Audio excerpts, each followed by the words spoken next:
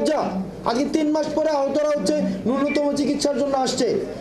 স্বাস্থ্য উপদেষ্টা নূরজাহান বেগমের সভাপতিত্বে বৈঠক ও মৎস্য প্রাণী সম্পদ উপদেষ্টা ফরিদা আক্তার, ডাক টেলিযোগাযোগ ও তথ্য প্রযুক্তি উপদেষ্টা মোহাম্মদ নাহিদ ইসলাম, যুব ও ক্রীড়া উপদেষ্টা আসিফ মাহমুদ, সজীব ভুঁইয়া, সমাজ কল্যাণ উপদেষ্টা শারমিন এস মুর্শিদ, উপদেষ্টা মাহফুজ আলম এবং স্বাস্থ্য বিষয়ক বিশেষ সহকারী মোহাম্মদ সাইদুর রহমান উপস্থিত আছেন। বৃহস্পতিবার 14 নভেম্বর বিকেল 4টা 40 মিনিটের দিকে এই বৈঠক শুরু হয়েছে। যদিও বৈঠকটি শুরু হওয়ার কথা ছিল দুপুর 2টায়।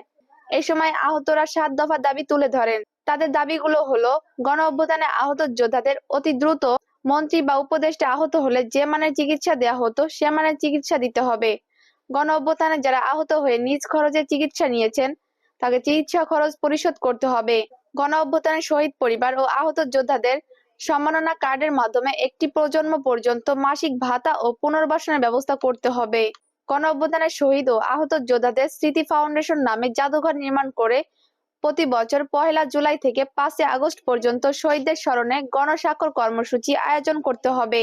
গণ অভ্যুত্থানে শহীদ হয়েছেন ও আহত হয়ে যারা অঙ্গ হারিয়েছেন একটি নিরপেক্ষ তদন্ত কমিটি গঠন করে তাদের মেডিকেল ফাইল তদন্ত করে কোনো ডাক্তার বা মেডিকেলের অবহেলার কারণ খুঁজে পেলে তাদের বিরুদ্ধে আইনি ব্যবস্থা নিতে হবে।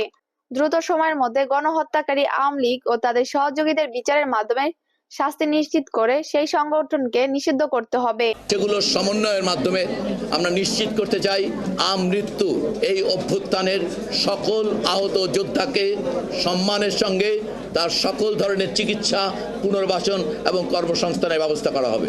আগামীতে রাষ্ট্র সংস্কার 2024-এর গণ অভ্যুত্থানে শহীদ পরিবারের সদস্য ও আহত যোদ্ধাদের মতামত গ্রহণ করতে হবে।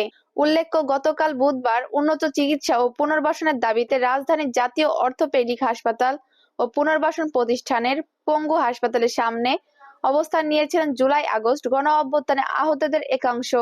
মাঝরাতেও তাদের বিক্ষোভ অবস্থান অব্যাহত থাকে।